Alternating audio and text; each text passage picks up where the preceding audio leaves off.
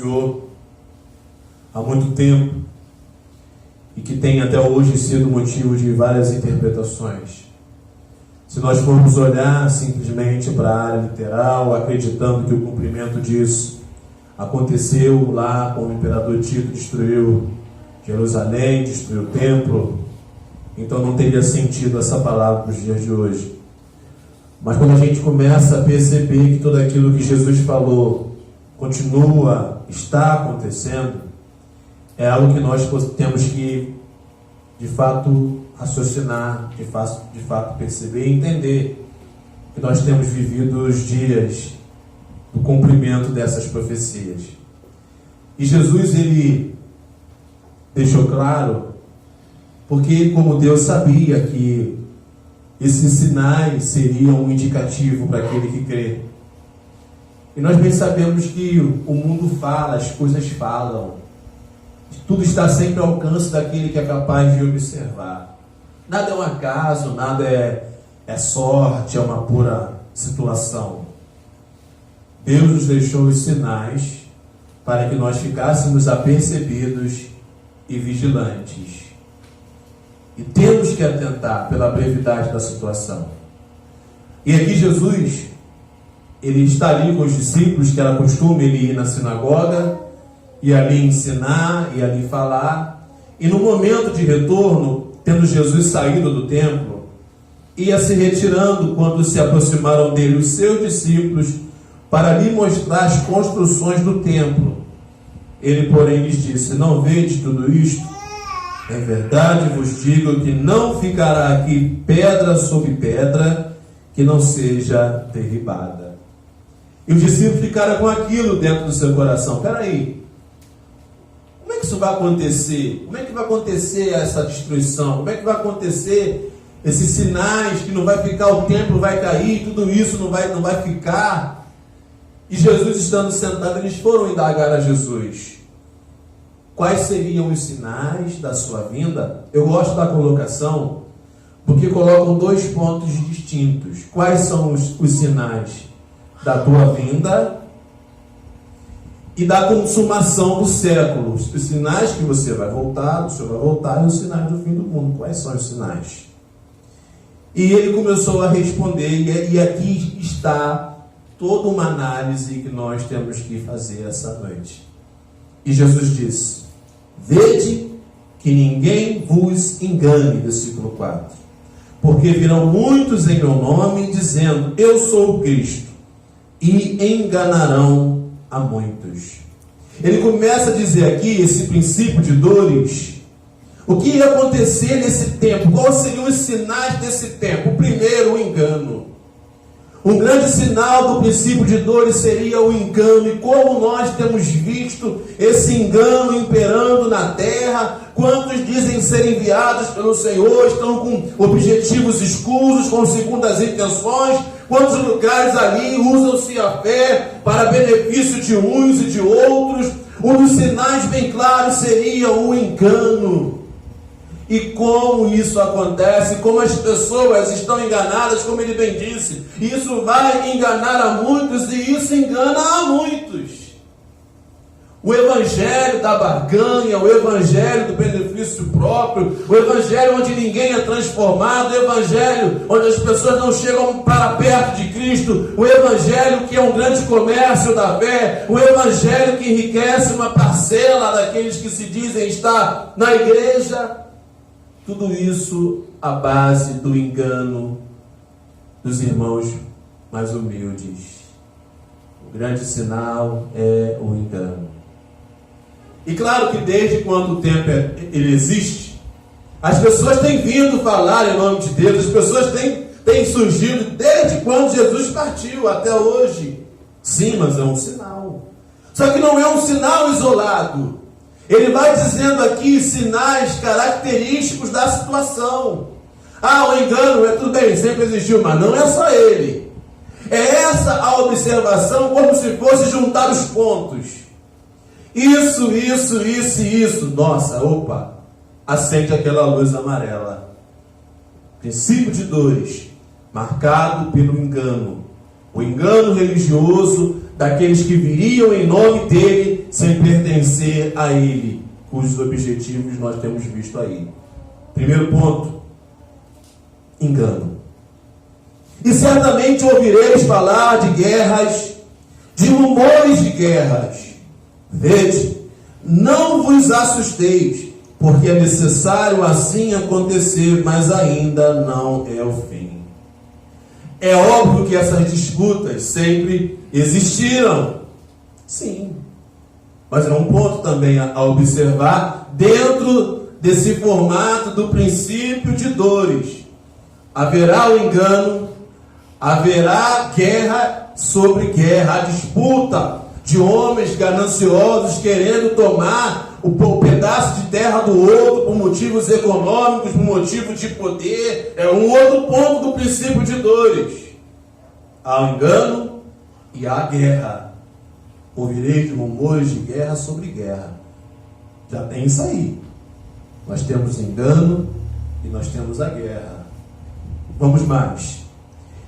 Porquanto se levantará, mas ainda não é o fim, isso aqui é o princípio de dores. Porquanto se levantará nação contra nação, reino contra reino, haverá fomes e terremotos em vários lugares. Outros pontos. Nação se levanta, porque na verdade não precisa haver guerra para haver levantamento de nação contra nação. Desde o momento que um vai assim, eu não vendo mais para você, já é uma questão de um se levantar contra o outro. Não há mais comércio entre nós, já não há mais diálogo entre nós, é um ponto. Haverá terremotos, haverá fomes, ponto. Tudo isso já existe e temos visto isso no nosso tempo. O engano, a guerra, nação brigando contra outra nação, terremotos e fome. Também temos isso. Porém, tudo isto é o princípio das dores. Esse termo de Jesus, que é o tema da nossa exposição essa noite, é como trazendo a menção àquela mulher que está ali para dar a luz. Claro que a visão do término disso é a igreja sendo exaltada, estando com o Pai. Mas esse princípio de dor é para trazer para nós o seguinte: vê aí que todos esses acontecimentos serão um grande sinal para você, e nós estaremos aqui vivenciando esse princípio de dores. E nós temos que entender isso para não achar que nós temos que buscar outras coisas para tentar anular o efeito disso. Não, nós iremos passar. É por isso que é uma coisa absurda dizer que se você estiver na presença de Deus, caminhando com Deus, você não vai passar problemas, dificuldades, situações. Vai passar. Nós estamos vendo a realidade. É o princípio das dores, é o momento em que tudo isso se faz presente, para que nós, como igreja, vigiemos ainda mais em saber, nós não estamos longe. Ainda que possamos, como tudo isso é falado, desde quando Jesus deixou a terra, até os dias de hoje, como diz a própria Bíblia, e muitos vão dizer que vão ter isso como algo tardio, que nada até agora ele não voltou. O grande ponto é a gente juntar essas questões. Temos isso e temos aquilo. Só que um grande incremento a essa realidade, desse princípio de dores, é tudo isso acontecendo simultaneamente.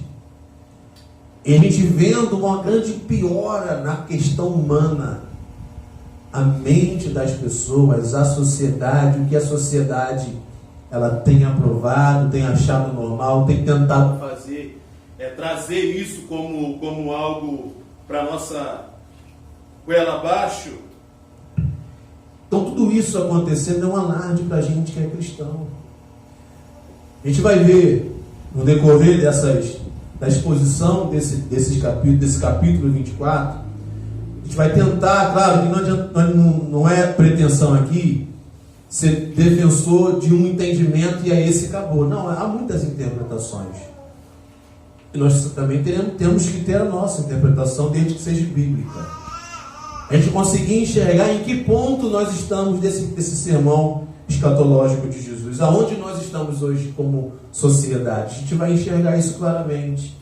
Porque Jesus foi deixando os pontos para a gente observar. Ver tudo o que está acontecendo aí. ver a fome, não, isso é o princípio. Aí já fica assim, poxa, se isso é o princípio, imagina o desenrolar, imagina o chegando no final. Mas nós temos que ficar atentos. A gente não pode levar lavanteio, porque no passado o povo, lá no começo, que também andava de forma dissoluta, pouco atentou quando o Noé, pregoeiro da justiça, levantou-lhes a luz amarela. Ó, Deus falou, se vocês não se converter, Ele vai dissipar tudo. O que o pessoal falou? Que nada, ele é maluco, nada disso importa.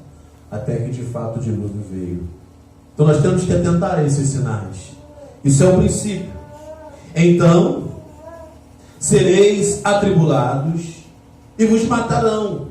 Sereis odiados de todas as nações por causa do meu nome.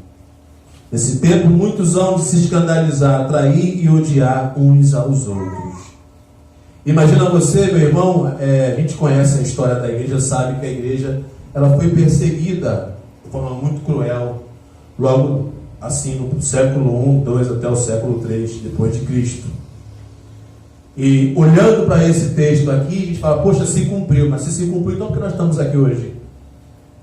Se cumpriu até certo ponto, mas é um sermão profético. Isso tem voz hoje. Se fosse assim, cumpriu, acabou, então já não existiria mais mundo, então eu já vou levar da sua igreja, acabou. Não, nós estamos aqui ainda vivenciando ainda esses sinais do princípio de dores.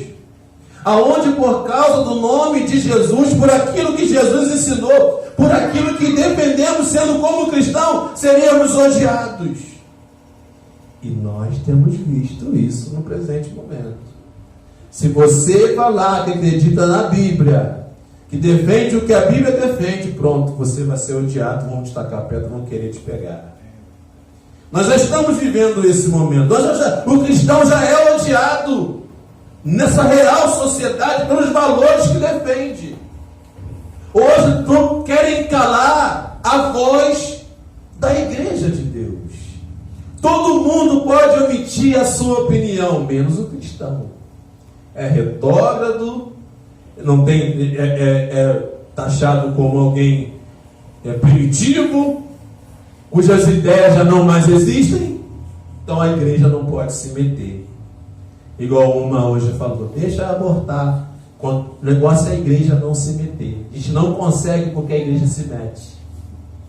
A gente vê que por causa do nome dele, por colocar, por expor aquilo que ele disse, atrairíamos o ódio das nações.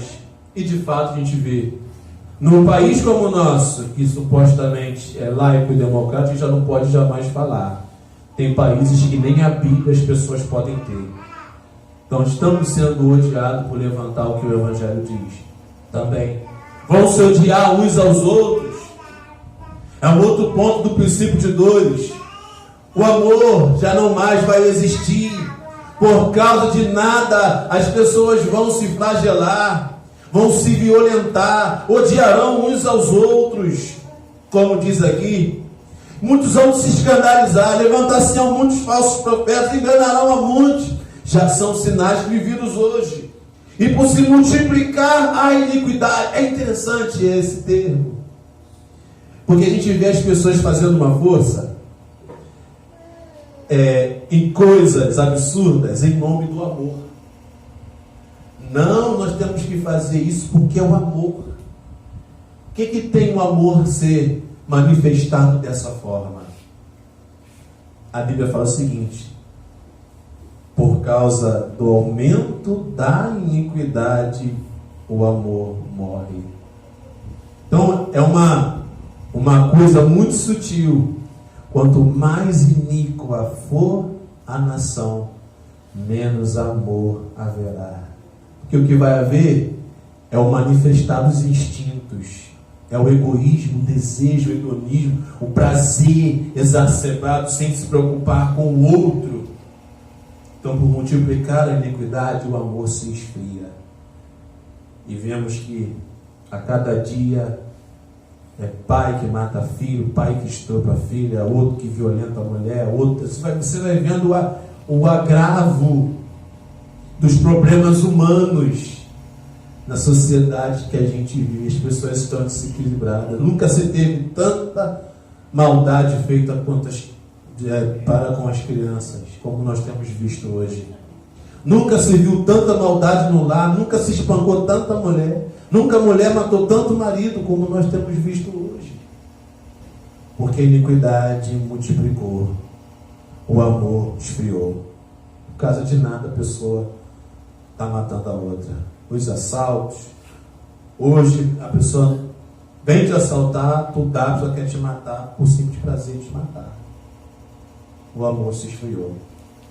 Aquele, porém, que perseverar até o fim, esse será salvo. E será pregado este evangelho do reino por todo o mundo, para testemunho de todas as nações. Então virá o fim. Aqui o ponto é a gente perceber o princípio de dor. Nós já vivemos na pele esse princípio de dor. Porque tudo isso aqui que Jesus falou